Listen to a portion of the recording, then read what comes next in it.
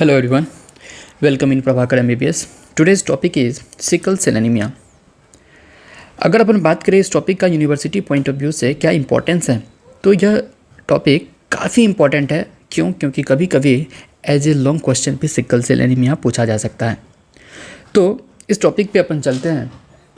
Sickle cell anaemia यह autosomal recessive disorder होता है। यह ऑटोसोमल रिसेसिव डिसऑर्डर अपन क्यों बोलते हैं, इसको हम at the end of lecture देखेंगे। लेक्चर का जो एंड है उसमें इसका रीज़न देखेंगे, ऑटोसोमल रिसेसिव डिसऑर्डर क्यों बोलते हैं सिकल सेल एनीमिया में। और सबसे बड़ी बात, यह एक जीनेटिक्स डिसऑर्डर होता है, जीनेटिक डिसऑर्डर होता है। इसमें क्या होता है, आरबीसी का शेप सिकल शेप हो जाता है। आरबीसी का शेप क्या हो जाता है, सिकल शेप हो जाता है। आरबीसी का काम क्या होता है, ऑक्सीजन को कैरी करना। हमारी बॉडी में ऑक्सीजन को कैरी कौन करेगा, आरबीसी को करेगा। अगर आरबीसी का शेप अगर एबनॉर्मल हो गया, सिकल शेप हो गया, इसका मतलब ऑक्सीजन का कैरी सफिशिएंट अमाउंट में नहीं होगा। उसी चीज़ को अपन फर्दर बात करेंगे सिकल सेल एनीमिया में। इसमें क्या होता है, जो आरबीसी का नॉर्मल शेप है, वो आरबीसी का नॉर्मल शेप क्या होता है, सिकल लाइक हो जाता है। सिकल एक घास काटने वाला जो होता है वो जो होता है वो एक सिक्कल टाइप का होता है। क्या होता है, सिक्कल टाइप का होता है। उसे अपन क्या बोलेंगे, सिक्कल बोलेंगे। मतलब आरबीसी का जब सिक्कल शेप हो जाएगा तो उसे अपन क्या बोलेंगे, सिक्कल सेल एनीमिया बोलेंगे। एनीमिया क्यों बोलेंगे, क्योंकि जब आरबीसी का साइज या शेप सिक्कल शेप होगा तो यह क्या हो जाएगा, इसका लाइफ स्पेन लगभग, जो नॉर्मल का क्या होता है 120 दिन, इसका लाइफ स्पेन रिड्यूस हो जाएगा, जिसके कारण आरबीसी डिक्रीज देखने को मिलेगा। इसीलिए इस डिजीज को अपन क्या बोलेंगे, सिकल सेल एनीमिया बोलेंगे। क्या बोलेंगे, सिकल सेल एनीमिया बोलेंगे। नेक्स्ट टॉपिक बात करते हैं, इसमें क्या साइन एंड सिम्टम्स हैं, इस चीज़ को अपन डिस्कस करेंगे। अगर नॉर्मल आरबीसी है, नॉर्मल आरबीसी कितना हो जाएगा, उसका लाइफ स्पेन होता है 120 दिन का। अगर यह आरबीसी का शेप सिकल शेप हो जाए तो उसका आरबीसी का जो लाइफ स्पेन है रिड्यूस होकर लगभग 10 से 20 दिन हो जाएगा। देखो कहाँ 120 दिन, कहाँ 10 से 20 दिन। इसका मतलब जो आरबीसी 120 दिन सर्वाइव कर रहा था, वो आरबीसी अब 10 दिन सर्वाइव कर रहा था, अब 10 दिन सर्वाइव करेगा। इसका मतलब जब 10 दिन सर्वाइव करेगा तो आरबीसी का नंबर हमारी बॉडी में कम हो जाएगा। तो इसीलिए अपन क्या बोलेंगे, उसे एनीमिया बोलेंगे। और कौन सा एनीमिया, सिकल सेल एनीमिया हो जाएंगे। सिकल क्यों बोलेंगे, क्योंकि आरबीसी का शेप सिकल शेप हो जाता है। अगर यह आरबीसी 10 से 20 दिन उसका लाइफ स्पेन हो रहा है, इसका मतलब ऑक्सीजन को कैरी नहीं कर पाएगा। और जब ऑक्सीजन को कैरी हमारे बॉडी में नहीं कर पाएगा तो हमें क्या हो जाएगा, शॉर्टनेस ऑफ ब्रीथ होगा। ब्रेथ में क्या हो जाएगा, उसका शॉर्टनेस देखने को मिलेगा। और जब ऑक्सीजन भरपूर मात्रा में हमारे बॉडी में नहीं मिल रहा है, इसका मतलब क्या हो जाएगा, फैटिगनेस आएगा बॉडी में। और जब फैटिगनेस आएगा, जब ऑक्सीजन सफिशिएंट नहीं आएगा, तो इसका मतलब ग्रोथ में भी डिलेड ग्रोथ होगा, क्योंकि एनर्जी नहीं मिलेगा सफिशिएंट हमारी बॉडी को, तो ग्रोथ क्या हो जाएगा, डिलेड हो जाएगा। तो कभी कभी क्या करता है ये सिकल सेल कि ब्लड वेसल्स में ऑब्स्ट्रक्शन कॉज करता है। क्यों? क्योंकि सिकल सेल का जो नेचर होता है स्टिकी नेचर का होता है। मान लो सपोज डेट क्या एक ब्लड वेसल्स है, इस ब्लड वेसल, ये नॉर्मल आरबीसी है। नॉर्मल आरबीसी तो पूरा बॉडी में ट्रांसपोर्ट हो जाएगा। जैसे ही सिकल सेल हुआ, थोड़ा सा स्टिकनेस उसके नेचर में आएगा। और उसका शेप देखो, सिकल शेप है, तो इसका क्या हो जाएगा कि रुकावट ये ब्लड वेसल्स के थ्रू ईजिली, मतलब फ्री फॉर्म में, मतलब ये मूव नहीं कर पाता। थोड़ा स्टिकी नेचर होने के कारण यह रास्ता को ब्लॉकेज कर देगा और ये जो फर्दर ऑर्गन तक ब्लड जाना चाहिए वह नहीं जा पाता है। अगर ऑर्गन तक ब्लड नहीं जा पाएगा तो ऑर्गन फेल्यूर देखने को मिलेगा। और ऑर्गन फेल्यूर देखने को मिलेगा। कुछ सीवियर केसेस में क्या हो जाएगा, पेन भी होता है। सीवियर केसेस में पेन भी होगा पेशेंट को, तो उस केसेस को बोलेंगे क्राइसिस बोलेंगे। क्या बोलेंगे, क्राइसिस बोलेंगे।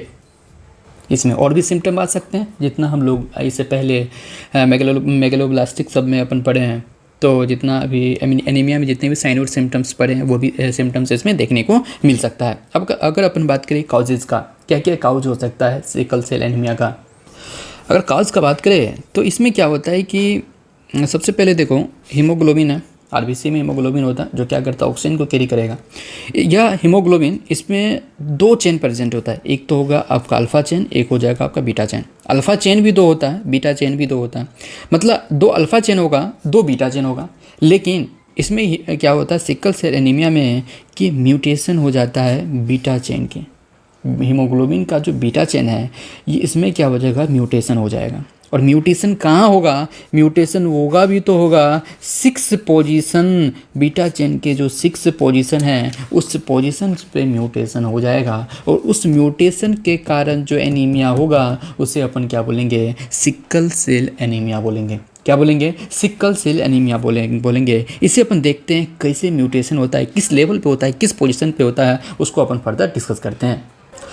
तो यह डीएनए है, डीएनए में जो कोडन है नॉर्मली क्या प्रेजेंट होता है, CTC, और यह जो CTC है यह नॉर्मल क्या mRNA जो मैसेंजर आरएनए बनेगा डीएनए से, C की जगह पे G, T की जगह पे A और C की जगह पे G बनेगा, जो किसको कोड करता है, ग्लूटामिक एसिड को। यह तो नॉर्मल प्रोटीन होता है, यह जब म्यूटेंट नहीं हुआ तब।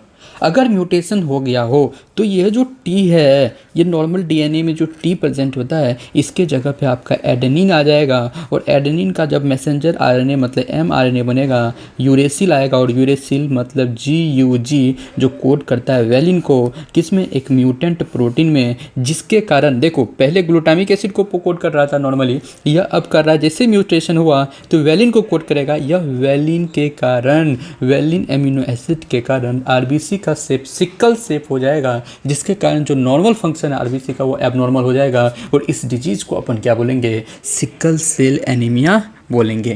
क्या बोलेंगे, सिकल सेल एनीमिया बोलेंगे। सवाल आता है सिकल सेल एनीमिया तो समझ में आ गया क्यों होता है, साइन एंड सिम्टम भी समझ में आ गया, लेकिन सिकल सेल एनीमिया को ऑटोसोमल रिसेसिव क्यों बोलते हैं, ऑटोसोमल रिसेसिव क्यों बोलते हैं? तो देखो ये ऑटोसोमल क्यों बोलते हैं, क्योंकि यह जो होता है other than sex chromosome, sex chromosome नहीं होता। जब सेक्स क्रोमोजोम नहीं होगा तो इसका मतलब इसका जो रेशियो होगा मेल और फीमेल में वह इक्वल देखने को मिलेगा। याद रखना, यह सेक्स क्रोमोजोम नहीं होने के कारण यह इसका जो रेशियो देखने को मिलेगा मेल और फीमेल में वह इक्वल देखने को मिलेगा। क्या इक्वल देखने को मिलेगा। इसे हम रेसेसिव क्यों बोलते हैं, रेसेसिव इसीलिए बोलते हैं, यह सिकल सेल एनीमिया यह डिसऑर्डर तब देखने को मिलेगा जब दोनों एक रेसेसिव मतलब होमोजाइगस के फॉर्म में प्रेजेंट हो, तब ही क्या हो जाएगा, sickle cell anaemia, sickle cell disorder persons में हो सकता है। कहने का मतलब सपोज डैट मान लेते हैं कि यह HbA नॉर्मल एलील है, HbS ये म्यूटेंट एलील है।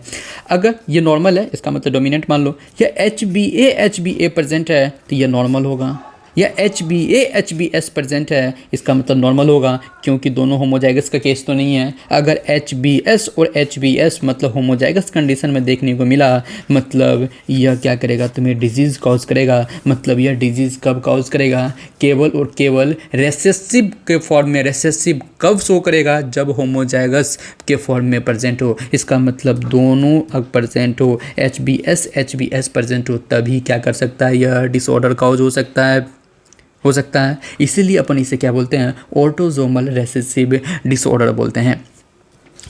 ये तो हमारा सबसे प्यारा और सबसे इजी टॉपिक था, that is called sickle cell anaemia. जो मेरा जो नेक्स्ट टॉपिक रहेगा डेट इज़ कॉल्ड थैलेसेमिया। क्या रहेगा, थैलेसेमिया पे रहेगा।